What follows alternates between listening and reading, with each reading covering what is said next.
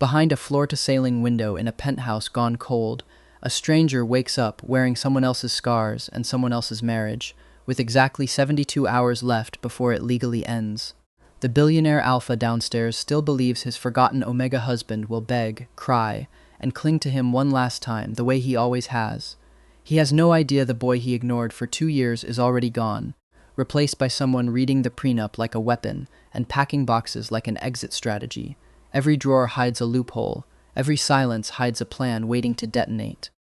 So why, exactly, is the Omega leaving before the Alpha ever gets the chance to throw him out first? Settle in, because you're about to meet the one Omega husband who read the fine print instead of crying over it. And it changes everything about how this story ends. If you've ever quietly done the math on a relationship and realized it was time to walk, we want to hear that story in the comments below. I woke to a headache like a fist closing around my skull, tangled in silk sheets that smelled of cologne, dust, and 2 years of neglect. The mirror across the room showed a face I had never seen in my life. On the nightstand, a phone screen glowed with a single clinical calendar reminder: divorce settlement, Thursday, 3 p.m., 72 hours. Most people wake up to news like that and fall apart. They cry over the cruel, untouchable alpha husband, who hasn't so much as glanced their way in 2 years. I woke up doing arithmetic, 72 hours. Enough time to make sure the settlement wired before I walked out that door for good, assuming, of course, I could figure out whose door it was. The first thing I noticed wasn't the panic. It was the cold, not the honest cold of a winter morning, but the sterile, filtered chill of a penthouse air system set 2 degrees too low by someone who never had to feel it. I opened my eyes to a ceiling of unbroken white, framed by floor-to-ceiling windows that looked out over a city slick with rain. I sat up too fast. My stomach lurched. My skull throbbed in time with my pulse. I pressed a hand to my temple and my fingers grazed a jawline that wasn't mine. Narrower, softer, unfamiliar. This wasn't my apartment. This wasn't my body. The last thing I remembered clearly was a white-hot pain behind my sternum, the buzz of fluorescent lights in my office, and my own forehead hitting a spreadsheet at 2 in the morning. A heart attack at 34. Tragic. Also, frankly, inevitable given the hours I'd been keeping. I hauled myself out of bed. The sheets were Egyptian cotton, cool and completely undisturbed on the left side, as if no one had slept there in a very long time. I staggered into the master bathroom and found a stranger waiting for me in the vanity mirror. A young man, maybe 23, with pale skin, hollow shadows under wide, frightened hazel eyes, and a mop of ash-blonde hair that hadn't been brushed in days. But the detail that stopped my breath was the raised, jagged scar on the left side of his throat. A mating bite, old, poorly healed, still angry at the edges.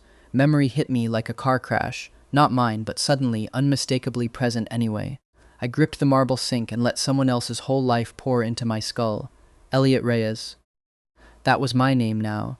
An Omega, married for 2 years to Damian Cole, CEO of Cole Dynamics. The memories were not kind to me.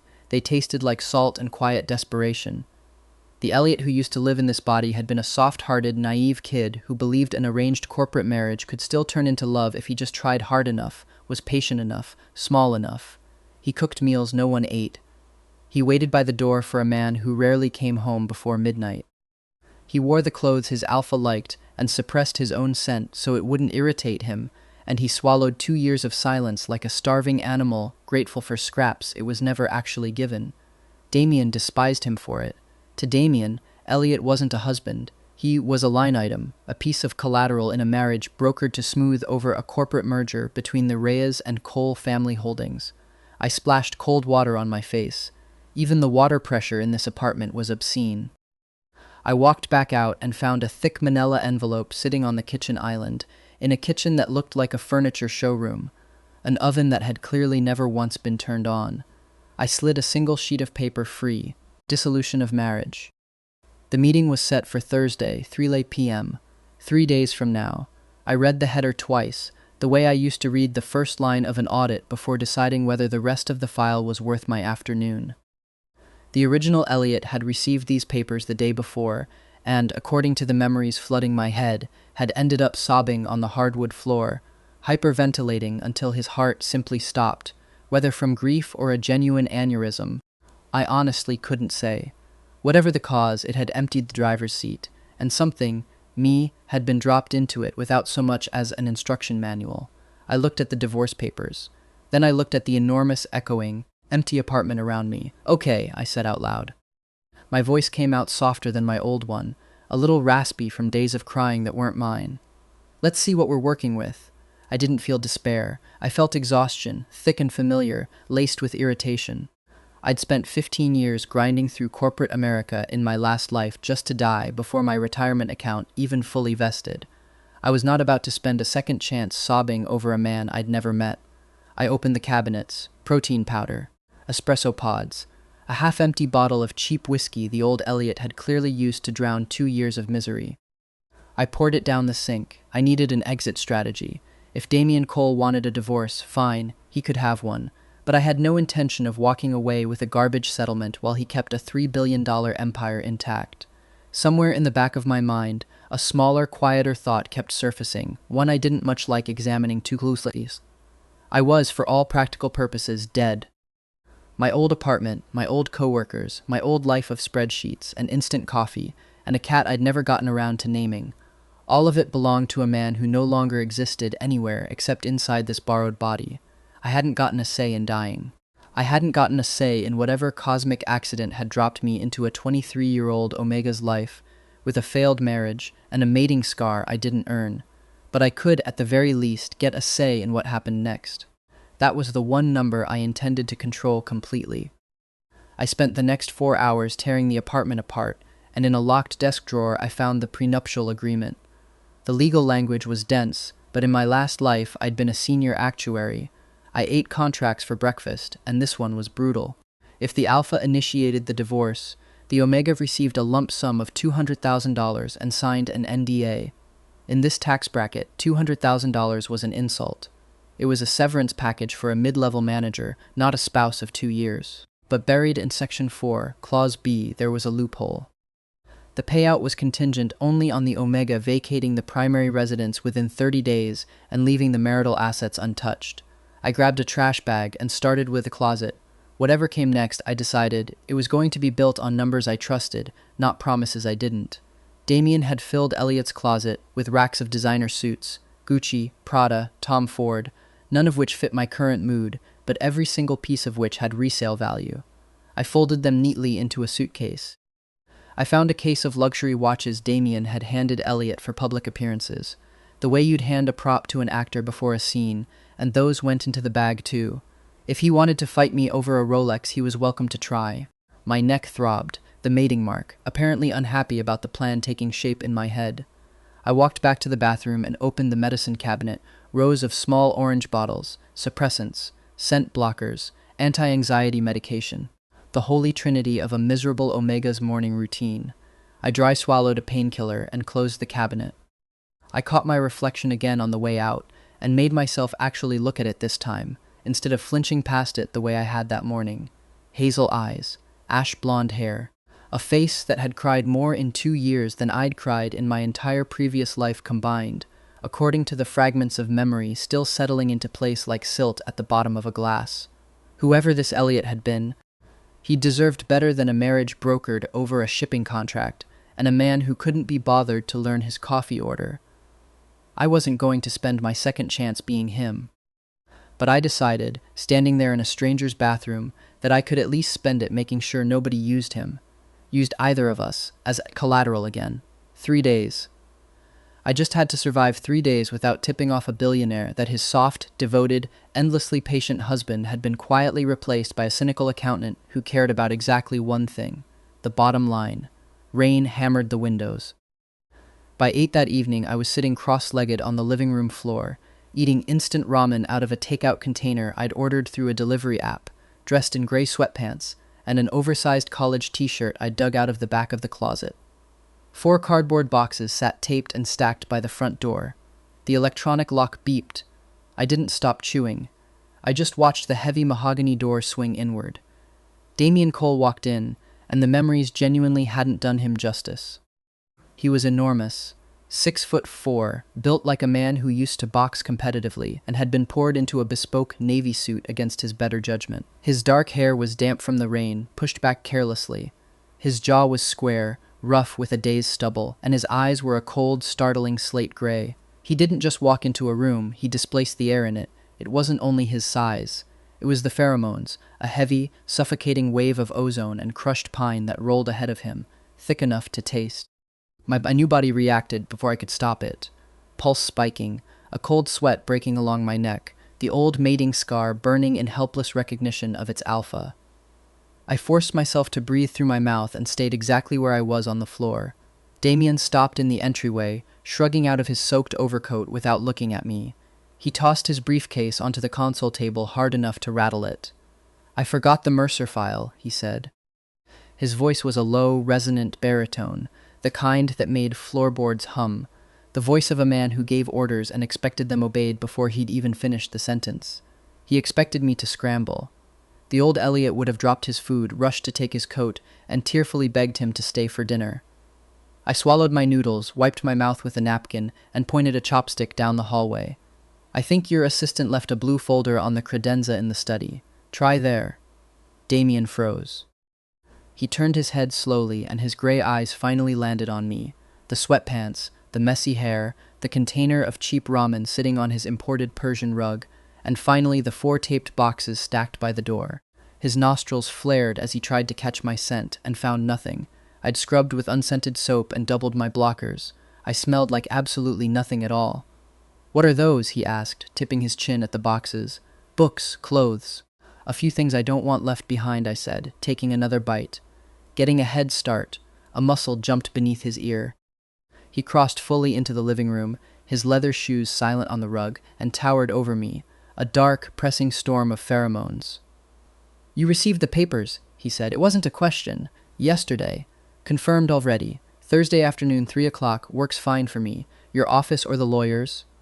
I stood, brushing crumbs off my sweatpants, forcing my posture relaxed even though every animal instinct in this new body wanted to lower my head and bare my throat.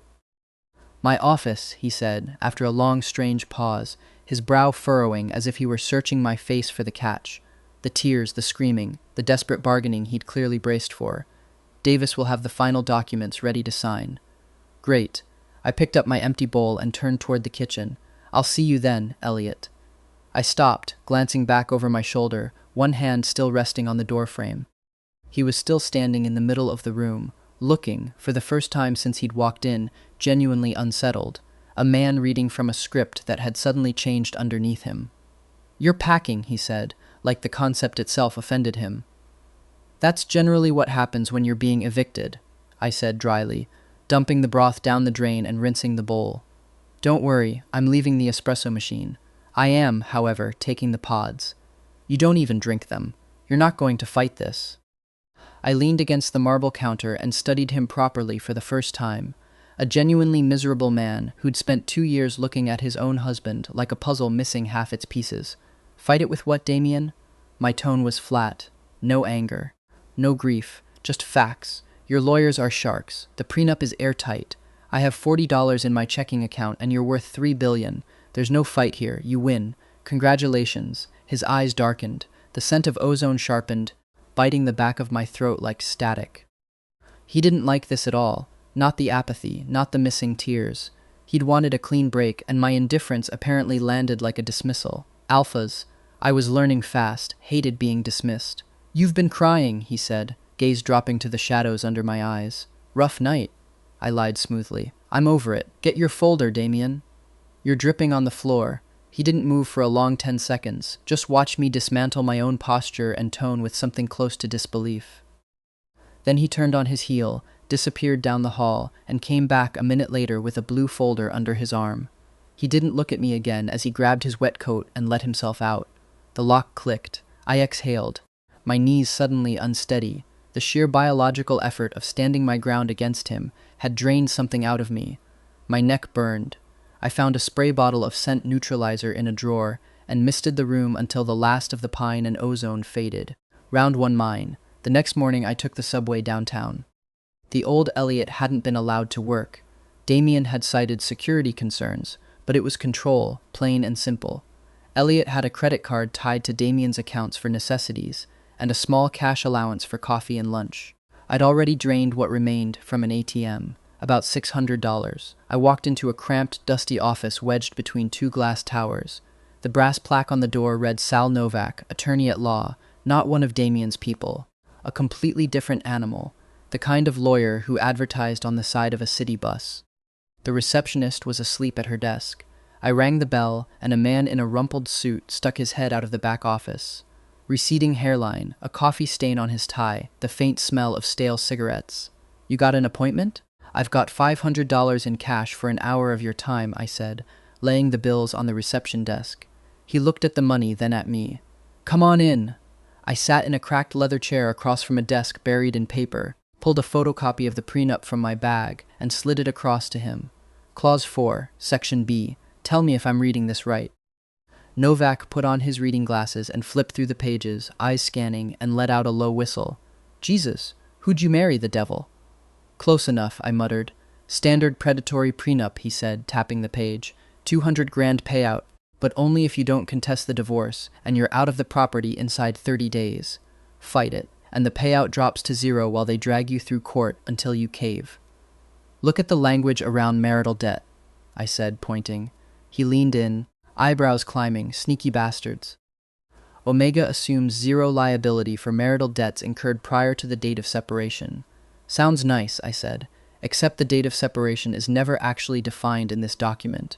He looked at me over his glasses. "You're not wrong," which means if his company defaults on a loan or eats a tax penalty between now and the final decree, you could technically be on the hook for half of it. You're still married on paper the whole time. "You're a sharp kid," he said. "Most Omegas don't read past the payout number.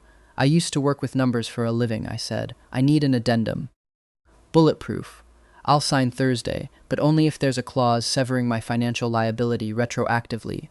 Back to the date the papers were drafted, not the date they're signed. And I want the settlement wired within 24 hours, not 30 days. "They won't love that," Novak warned. 30 days is how they make sure you behave. I don't care what they love. Damien Cole wants me gone. He's not going to blow up his own divorce over an addendum that only protects me from his corporate debt. He'll sign it just to get me out of the room faster. You want me to draft it? Have it ready by tomorrow morning. I left the dingy little office feeling a fraction lighter. It wasn't much, but it was a net.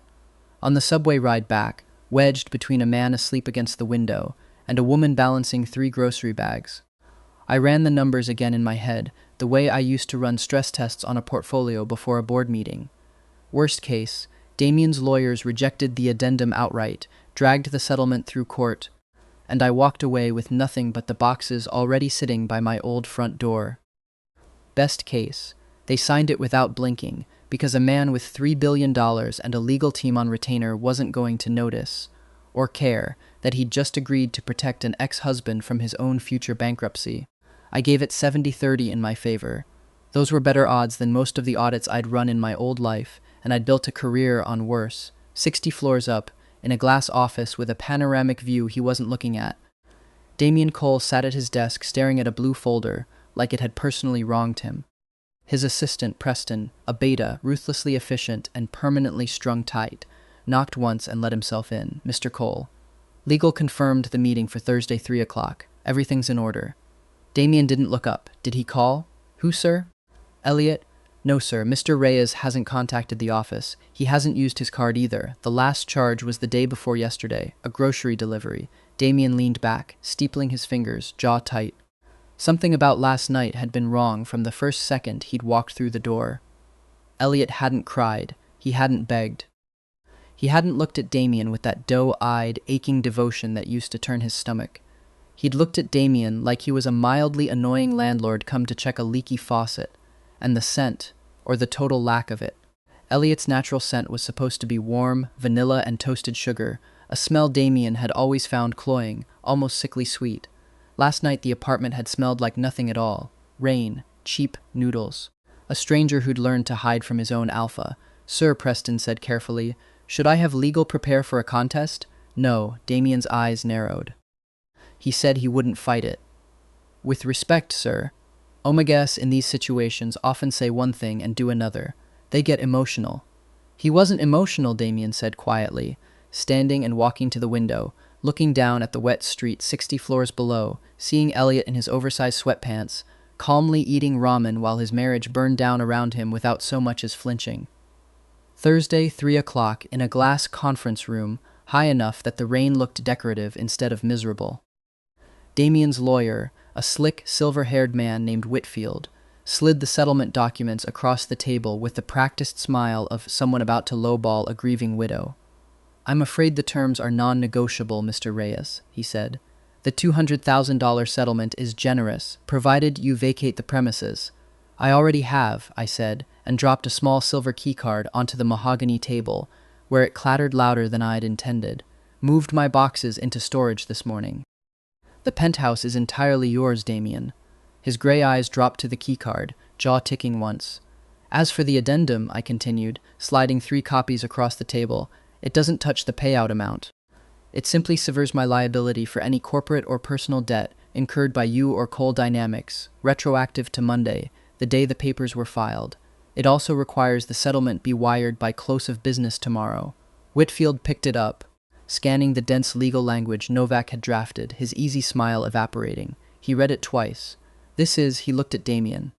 "He's asking for full indemnification against your portfolio's liabilities and an expedited wire. Sir, that's highly irregular." "Is there a problem with that?" I asked, looking directly at Damien. "You've got billions in leveraged assets. I have a checking account with $42 in it. If one of your shell companies goes under next week, I'd rather not find out the IRS thinks my settlement is fair game because the judge hasn't stamped the final decree yet. It's basic accounting."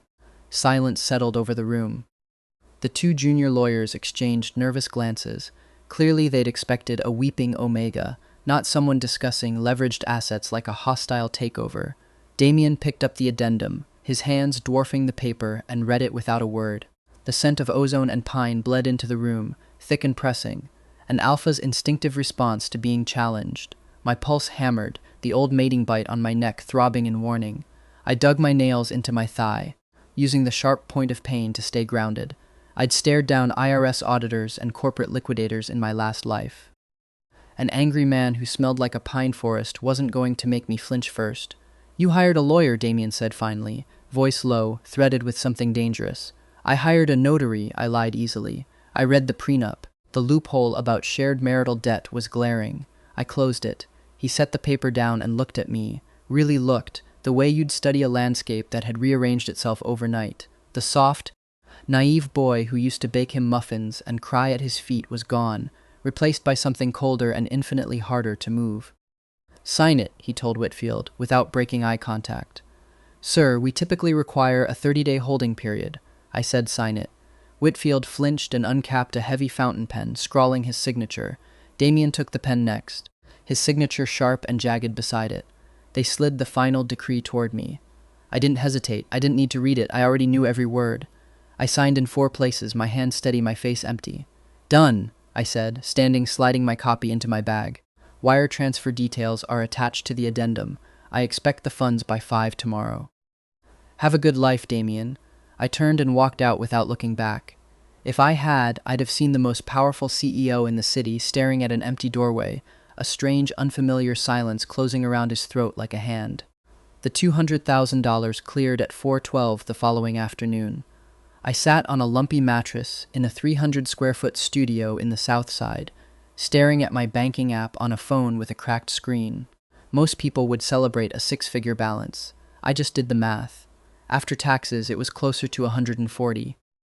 Rent on this crumbling building was $1,200 a month. Utilities, food, insurance, and suppressants would eat another $600 or so on top of that. It wasn't a lottery win, but at roughly $22,000 a year in fixed costs, it gave me a real runway. 3 years, maybe 4 if I was careful, long enough to build something that didn't depend on anyone else's signature. The radiator clanked like a dying engine. The whole place smelled like old cooking oil and damp plaster. It was perfect. It was mine. Monday, I started applying.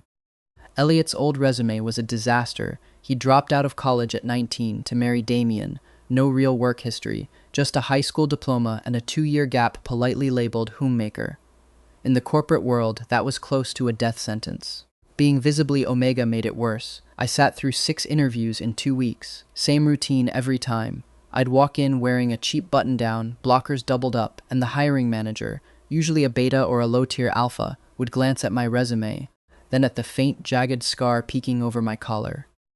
"So you're an unbonded Omega now," one HR manager at a mid-sized accounting firm said, tapping his pen against the desk. "We need reliability. Heat cycles can be disruptive to workflow. I take medical-grade suppressants," I said, keeping my voice level. "I haven't had a cycle in 3 years. I'm entirely focused on my career." "Right. Well, we'll keep your resume on file." It was infuriating. In my last life, I'd been a senior actuary who built financial models that made mid-level managers sweat. Now I couldn't get hired for data entry because of biology I hadn't asked for and didn't want. At a boutique investment firm, a well-dressed alpha partner had actually laughed, not unkindly, just genuinely amused, when I mentioned I'd once managed a 9-figure risk portfolio. "That's a lovely story," he'd said, sliding my resume back across the table like it was a coaster. "But we need someone who's going to be here in 6 months, not someone who's going to bond and disappear on maternity leave." I hadn't bothered explaining that Omegas didn't carry the way he apparently assumed, or that I had zero intention of bonding with anyone, ever again, for the rest of whatever life I had left. It wasn't worth the breath. At a boutique marketing agency, the interviewer spent more time asking about my support system than my Excel skills. At a tax prep chain, a manager flatly told me Omegas made customers uncomfortable during the stressful season, as if grief and biology were contagious through a computer screen. I didn't let it break me. I went home to my damp studio, ate a bowl of rice and beans, and sent out 50 more applications, this time aiming lower. Blue-collar companies too busy to care about secondary genders as long as the math checked out. I stopped putting homemaker in the gap on my resume and started calling it independent contractor, personal estate management, which was, if you squinted, not even technically a lie. I learned to walk into interviews with my collar buttoned all the way to my throat, hiding the scar under fabric instead of pretending it wasn't there. It helped, marginally. By the end of the second week, I had exactly 1 callback. A message left on my cracked phone from a number I didn't recognize, gruff and unbothered. "This is Ray over at Ashcroft. You free to start Monday?" The knock came on a Wednesday afternoon, 3 sharp raps that didn't sound like Damien's. Too precise, too patient. I opened the door to find a woman in her 60s, silver hair pulled back into a flawless knot, wrapped in a coat that probably cost more than my rent for a year. Damien's eyes, exactly, colder. "Mr. Reyes," she said. "Eleanor Cole, may I come in?" I didn't move from the doorway. "You can say what you came to say from right there." Her mouth curved. Not quite a smile. "Direct good. I'll be brief then." She produced an envelope from her bag and held it out. $1 million. Signed non-disclosure, permanent relocation out of state, and you never contact my son again. I looked at the envelope, then at her. That's a very specific number for someone who claims I'm not worth much. "You're worth exactly as much as the inconvenience you represent," she said smoothly. The marriage secured the Reyes shipping contracts for Coal Dynamics. It served its purpose.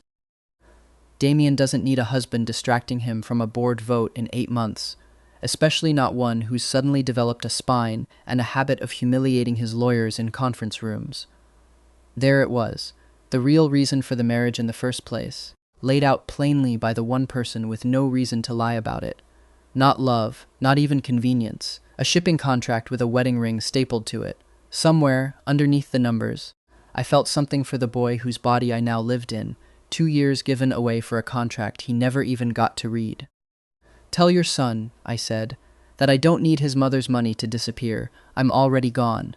But you can also tell him I'm keeping a copy of this conversation, in case anyone at Coal Dynamics ever wants to know exactly how the merger with Reyes Shipping actually happened." I closed the door before she could answer. I never mentioned the visit to Damien. Not yet. Some numbers are worth holding in reserve. I sat with it for a long time after she left, turning the shape of it over in my head the way I used to turn over a suspicious ledger entry, the kind that looks fine at a glance and rotten the second you check the math against 3 other documents. If the marriage had only ever been collateral for a shipping contract, then Damien hadn't spent 2 years despising a needy, clinging Omega out of simple cruelty. He'd been handed a stranger by his own mother, told to make it look convincing for the board, and left completely unequipped for what happened when that stranger actually fell in love with him. That didn't excuse 2 years of silence and contempt. It didn't make the old Elliot's tears any less real or any less wasted, but it did explain, with the cold clarity of a balance sheet finally reconciling, why an alpha who could apparently level a hostile takeover before lunch had never once managed to say a single kind word to the person sleeping in his bed. I filed the information away exactly where I filed everything useful and dangerous, in the back of my mind, next to the addendum and the keycard, and every other piece of leverage I'd collected since waking up in this life. Not because I planned to use it. Because knowing where the bodies were buried had kept me solvent in my last life, and I saw no reason to break the habit in this one. I caught a real break 3 weeks later. Ashcroft Logistics was a freight forwarding company running out of a sprawling concrete warehouse near the docks. Windowless cubicles under flickering fluorescent tubes, the air thick with diesel exhaust, burnt coffee, and stale sweat. I loved it instantly. They hired me as a junior bookkeeper at $22 an hour.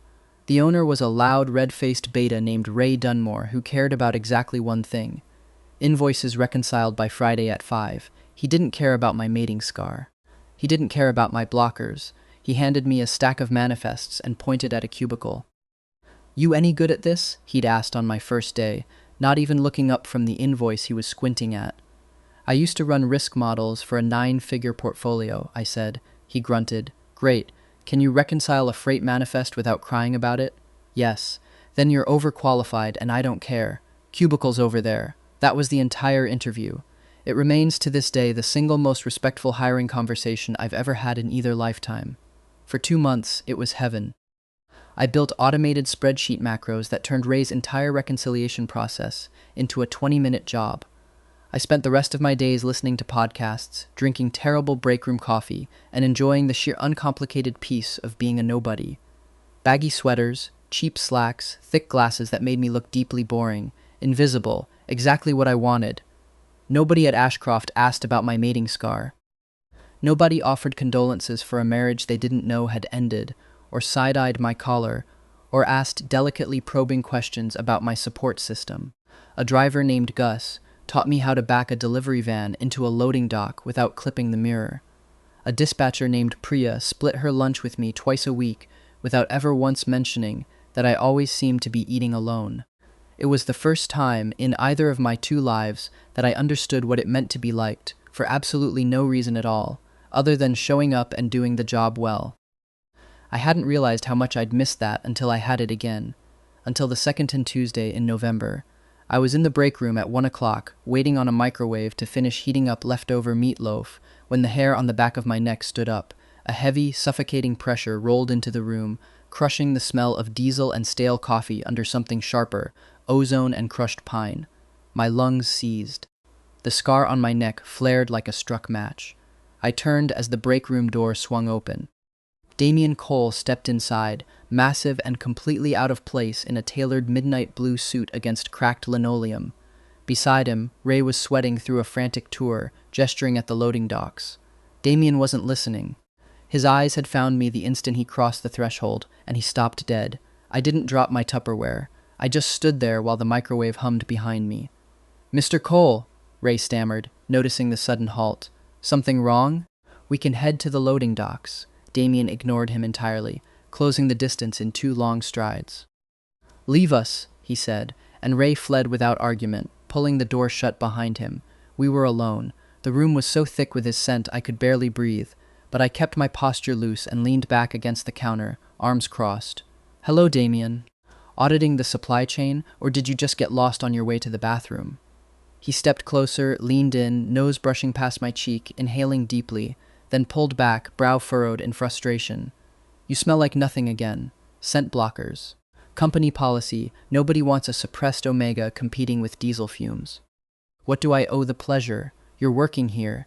He said it like an alien concept. "In a warehouse. It's a logistics firm, technically. I do the books. My lunch break ends in 10 minutes, so if there's a reason you cornered me in a break room, I'd love to hear it." He stared at me, furious, and underneath it, genuinely lost. "I left you $200,000. I saw the statements. You haven't touched a cent of it except for rent in some squalid district. You left the clothes, the jewelry, the ring. I took what belonged to me," I corrected.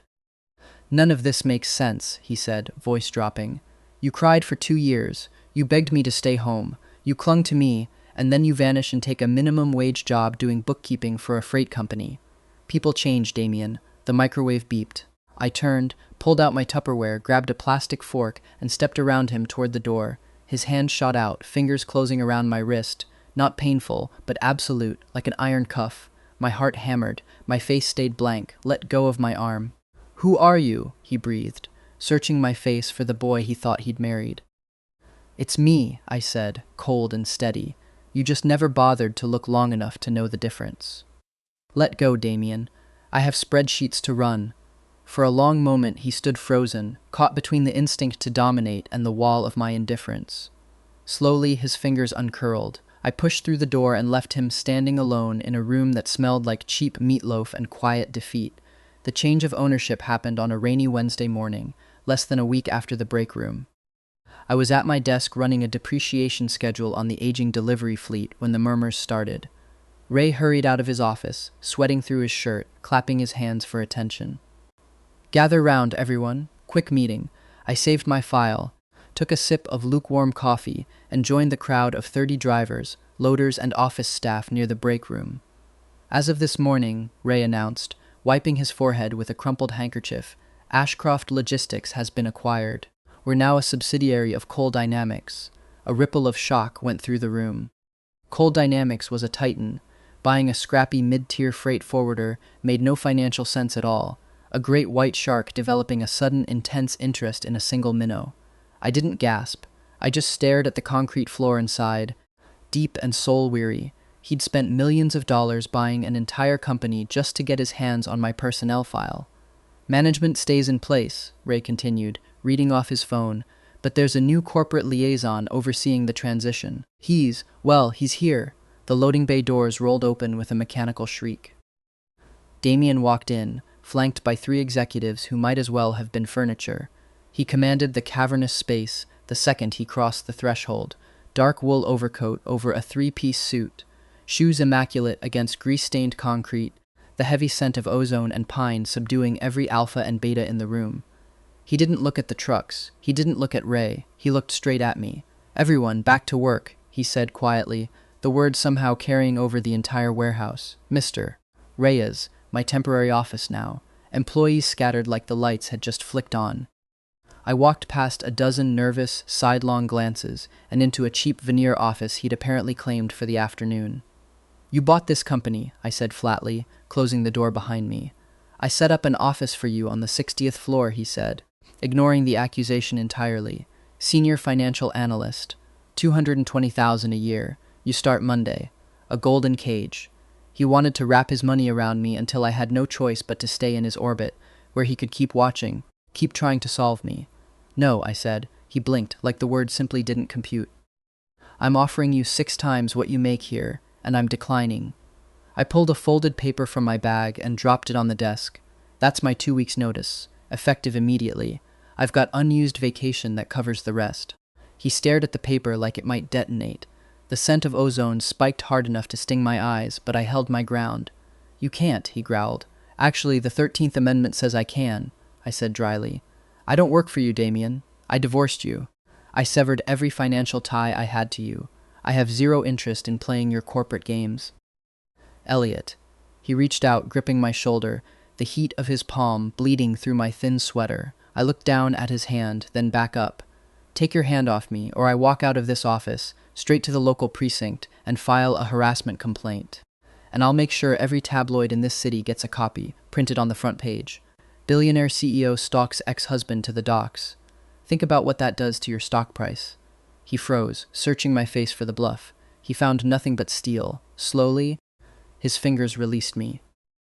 "Final check goes to the address on file," I said, already at the door. "Have a good life, Damien. Try not to run this company into the ground." I walked out, down the metal stairs, and into the rain, unemployed again and grinning, because the cold water on my face had never felt so much like winning. Ray called me 2 days later, apologetic in the way only a man who'd just watched his company get swallowed whole could be. "Corporate wants to keep the accounting local," he said. "Offered me your old desk back if you want it. No hard feelings about the notice." I told him I appreciated it, and I meant it, but I'd already decided I wasn't going to spend the rest of this life working for anyone who could be bought out from under me by a man with a grudge and a checkbook. Ray didn't argue. He just wished me luck and told me the coffee machine still owed me one. Winter hit the city hard. The South Side's cracked sidewalks turned to sheets of gray ice, and my studio's radiator finally gave out in early December. I bought a cheap space heater and slept under 3 blankets, and I didn't stop moving. I registered an LLC, Reyes Financial Consulting, spent $50 on business cards, and started walking into every independent business within 5 miles: auto shops, laundromats, family restaurants. I offered a free initial audit. If I found them tax savings, I took 10% of the recovery, and if I didn't, they paid nothing. It was grueling. I lived on instant oatmeal and black coffee. By January, I had 12 steady clients, and I was making rent on my own terms. The bakery owner started paying me in day-old croissants in addition to my cut of the tax savings, which I initially found insulting, and eventually found myself looking forward to more than the actual invoice. The auto shop referred me to 2 more mechanics. Word traveled slowly in a neighborhood like the South Side, but it traveled honestly, one satisfied client at a time, and honest was worth more to me than fast. Then came what I started thinking of as the biological tax. Stress, a freezing apartment, and a terrible diet had started eroding my suppressant's effectiveness. Omegas, it turned out, were fragile machines built to seek shelter, and a bonded alpha the moment things got hard, and my body was staging an open rebellion against my brain. It started on a January evening, months after the acquisition, months after I'd walked out of that warehouse office for the last time. I was buried in receipts for a local bakery when a bone-deep ache radiated up my spine. My skin flashed hot, then ice-cold. The old mating mark on my neck began to throb with a vicious, stinging pulse. Preheat symptoms, the suppressants were failing. I dry swallowed a double dose and crawled into bed, curling into a shaking ball under thin blankets. The apartment smelled of damp and mildew, but my own scent, vanilla toasted sugar, began to leak through the blockers, filling the tiny room with a desperate sweetness. It was humiliating. My mind stayed sharp and rational the whole time. My body simply screamed for an alpha, like being trapped in a burning car while stone-cold sober. I don't know how long I lay there, drifting in and out of a feverish haze, the room tilting slowly around me like a boat taking on water, hours, maybe longer. A rhythmic pounding dragged me back. Bang, bang, Elliot. The voice was muffled through cheap wood, but the baritone hit my chest like a physical weight. Damien. I didn't move. I couldn't. My limbs felt like lead. Bang, bang, bang. Open the door or I'm breaking it down. A heavy thud shook the wall. The deadbolt groaned, the frame splintering. One more impact and the door burst open, banging against the plaster. Freezing wind rushed in, followed instantly by the overwhelming scent of ozone and pine. Damien stood in the doorway in a dark cashmere coat dusted with snow, taking in the squalid freezing room, peeling wallpaper, the little space heater, stacks of tax files on the table. Then the scent hit him. His pupils blew wide, swallowing the gray of his eyes almost to black. An unbonded Omega in distress, flooding the room with pheromones. His body reacted before his mind caught up. He crossed the room in 3 strides and dropped to his knees beside my mattress. Elliot. His voice cracked, stripped of every ounce of corporate polish. His hands hovered over me, trembling. God, you're freezing. You're burning up. Get out, I rasped, my voice like crushed glass. I tried to push myself back against the freezing plaster wall. Your suppressants failed, he said, ignoring me entirely, pulling off his coat and draping it over me. It smelled intensely of him, and my traitorous biology purred in relief, the shivering easing almost instantly. You need a doctor, or you need. He swallowed hard, eyes dropping to the angry red scar on my neck. I don't need you, I gritted out, clutching his coat despite myself, the heat radiating off him a narcotic I hated needing. I took a double dose. It'll pass. Get out of my apartment, Damien. No. He sat on the floor back against the edge of the mattress and didn't try to touch me again, just sat there, a massive, unmoving wall of warmth and calming, protective pheromones. I'm not leaving, you're trespassing. Call the cops, then. We sat in silence for a long time. The space heater rattled. Wind howled through the alley outside. Slowly, the second dose of suppressants took hold. The fever broke. The sweetness of my scent faded into the sterile, chalky smell of medication. I pushed myself up against the wall, pulling his coat tighter around my shoulders, and looked down at him. He looked wrecked. Not the arrogant billionaire who'd handed me divorce papers and called it mercy, but a man hollowed clean out. "Why are you here?" "Damien?" I asked quietly, the anger draining out of me, replaced by a strange, hollow exhaustion. "You won. You got rid of the clingy, pathetic husband. You've got your empty penthouse and your billions. Why won't you let me go?" He stared at his hands, thumb rubbing over the finger where his ring used to sit. "Because I didn't know," he said softly, the words humming against the floorboards. "I thought I married a ghost. The man I lived with for 2 years had no spine, no opinions. He just followed me around crying, waiting for scraps. I hated it. I hated the weakness." He looked up, his gray eyes shining with something strange and desperate. "But you, the man who sat in that conference room and gutted my legal team without blinking, who walked away from 200,000 a year to crunch numbers in a freezing apartment. You're terrifying and brilliant, and I can't stop thinking about you." I let out a harsh, dry laugh that scraped my throat. "You're a masochist," I told him. "You didn't want a husband, Damien. You wanted a sparring partner, someone to fight you. And because the man I used to be loved you too much to ever fight back, you destroyed him." He flinched like I'd struck him. "You don't miss me," I said, my voice empty of pity. "You miss the puzzle. You're an alpha who conquers things for a living, and I stopped playing the game, and your ego couldn't handle it." "It's not just ego," he argued, shifting onto his knees, closing the distance until his face was inches from mine. "I bought that company to see you. I track your LLC's filings just to see your name on the paperwork. I sit alone in that penthouse, hoping the door's going to open, and you're going to walk in and tell me my assets are leveraged wrong. I'm going insane, Elliot. That sounds like a you problem," I whispered, reaching up to push at his chest. "Not hard, just firm. I survived you, Damien. I built a life out of the scraps you threw at me. I'm not going to let you bulldoze it just because you suddenly decided I'm interesting." He caught my hand, didn't force it away, just held it flat against his chest. I could feel his heart hammering under his shirt. "Then let me earn it," he said, voice breaking on the last word, the great Damien Cole, on his knees on a dirty mattress in the South Side. "Don't come back to the penthouse. Don't take my money. Just let me earn an hour of your time. Tell me what to do, and I'll do it." I looked at him. The desperation in his eyes was real. Stripped down, no corporate armor left anywhere in sight. I pulled my hand back. "Fix my front door," I said coldly. "Then go home. I have a client meeting at 8. He let out a shaky breath, stood, and didn't argue, didn't push for anything more. He crossed to the splintered door and spent 20 minutes piecing the frame back together with a small toolkit he pulled from his car, then let himself quietly out into the freezing night. They started arriving in February, exactly 1 month after the January night he'd broken down my door, always on the 1st of the month, always in the same heavy cream envelope with no return address, addressed in handwriting far messier than the sharp, jagged signature I'd watched him scrawl on a divorce decree. I almost threw the first one away unopened. Curiosity, or maybe just the accountant's instinct to never discard a document without reading it first, won out. "Elliot, I started seeing someone. A therapist, not a person, before you assume the worst. Her name is Dr. Achi. She asked me to describe you in 3 words, and I sat in her office for 11 minutes in silence, because I realized I didn't actually have any. I had 2 years of adjectives for the version of you I built in my head, and none of them were true. I'm working on new ones. D." I read it twice, set it on the kitchen counter of my new apartment, and didn't answer. I didn't throw it away either.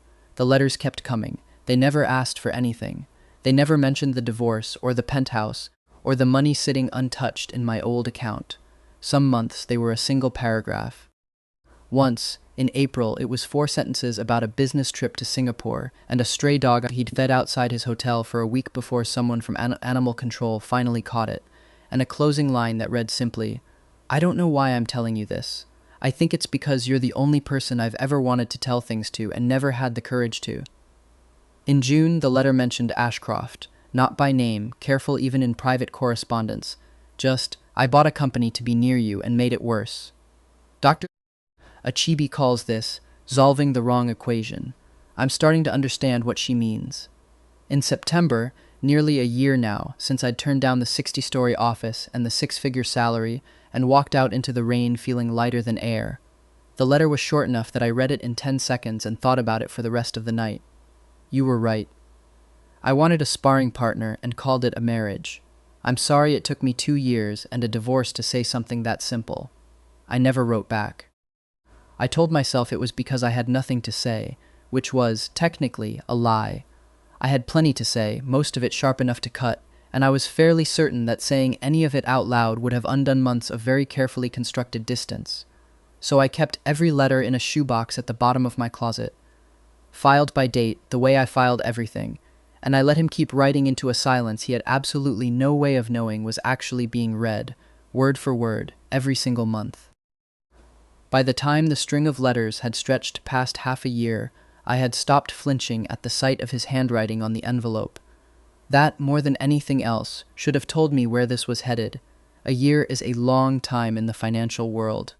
14 months after I walked out of the Coal Dynamics boardroom for the last time, Reyes Financial Consulting moved out of my cramped studio and into a sleek mid-rise office in the commercial district. I'd hired 3 junior accountants, 2 beta receptionists, and Sal Novak, now wearing considerably nicer suits, as retained counsel. My reputation in the city had grown quietly, but very, very fast. I didn't chase billionaires. I worked with mid-level firms, running forensic audits that saved them millions in tax exposure. Around town, I'd earned a reputation as something like a ghost, an omega in sharp charcoal suits, who smelled heavily of blockers and tore through financial anomalies like a buzzsaw. Junior partners at rival firms had started warning their clients about me by name, which I considered privately the single greatest compliment of either of my 2 lives. It was a Tuesday afternoon in late March, sun streaming through the glass walls of my corner office, when my intercom buzzed. "Mr. Reyes," my receptionist's voice cracked slightly over the speaker. "Your 3 o'clock is here. Send him in," I said, without looking up. The glass door swung open and Damien walked in. He looked different. The brutal, dominating edge that used to radiate off him like a weapon was gone, replaced by something quiet and grounded. He wore a simple navy suit, no tie. The heavy scent of ozone and pine was entirely absent. He was wearing blockers. An alpha wearing blockers. It was a massive concession, a physical declaration of respect, a promise that he wouldn't use his biology to lean on me. He didn't stride to my desk. He stood by the door, waiting. "Have a seat, Damien," I said, signing the bottom of the merger document in front of me before closing the folder. He crossed the room and sat in the leather chair, looking at the polished desk, the dual monitors, the framed CPA license on the wall. A small, genuine smile touched the corner of his mouth. "Nice office," he said. "It gets good light," I replied evenly, leaning back and folding my hands over my stomach. "You requested a vendor meeting." Novak reviewed the preliminary email. "You want Coal Dynamics to retain my firm for third-party auditing?" "Yes." He opened his briefcase and slid a thick-bound proposal across the desk. "Our internal compliance team's gone stagnant. We need an outside perspective, and your firm has the highest recovery rate in the commercial sector. Strictly professional. $2 million a year retainer." I didn't touch the binder. For 14 months, Damien had been relentless but genuinely respectful. No ambushes, no broken doors. Instead, he'd sent books on macroeconomic theory. He'd quietly referred clients to me through anonymous third parties. Once a month, a handwritten letter arrived at my office. No demands, no pleas, just quiet observations about his life, his regrets, his therapy sessions.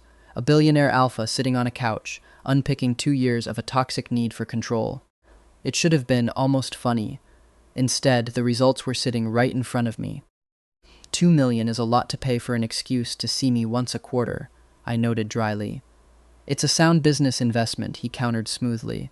"And if it happens to require the CEO personally oversee quarterly reviews, that's just good corporate governance." I picked up a pen, tapping it against the desk. "You know the rules, Damien. No unannounced visits, no biological pressure, no interference with my other clients. I know the rules, Elliot, and if I find a single irregularity in your books, I won't bury it. I'll gut your compliance department and hand it to the SEC myself. I don't care that you're the CEO." His gray eyes darkened, not with anger, but with something deep and rumbling, closer to admiration than anything else. The corner of his mouth curved into a genuine smirk. "I'd expect nothing less. Tear my books apart. I welcome it." I looked at the man across from me. He wasn't the alpha who'd ignored a weeping boy for 2 years anymore. He'd been broken down, rebuilt, and forced to learn that respect isn't owed. It's earned, one signature, one closed door, 1 hour at a time. "One more thing," I said, before I picked up the pen, setting the folder down and folding my hands.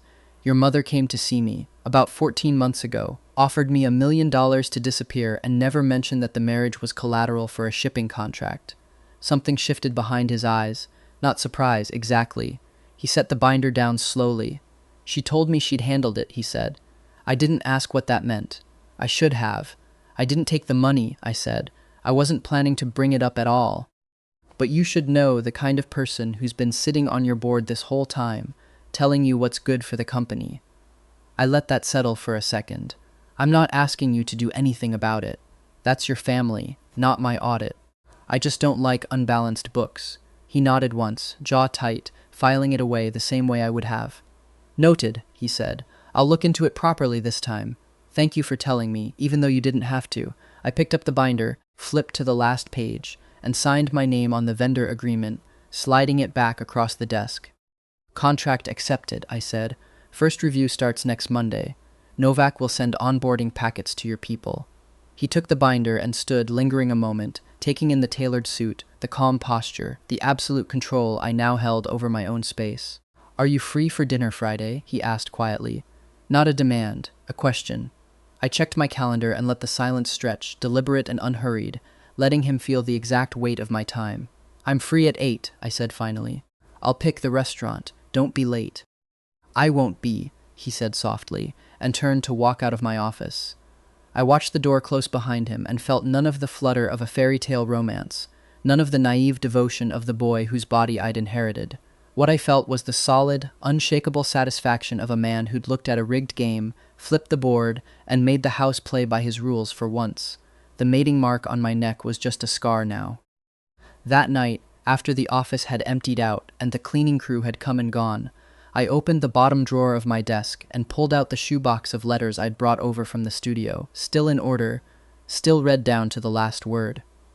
I added the latest one, the March letter, 3 lines about a therapy session where he'd finally admitted, out loud, to another human being, that he was afraid he'd ruined the only good thing that had ever happened to him twice. I didn't write back this time either. But I did, for the first time, allow myself to imagine what dinner on Friday might actually feel like. Not a negotiation, not a performance, just 2 people who'd both had to be broken all the way down before they figured out how to be worth trusting again. I closed the shoebox, slid it back into the drawer, and turned off the lights in my own office, in my own building, built on my own terms. The future belonged to me.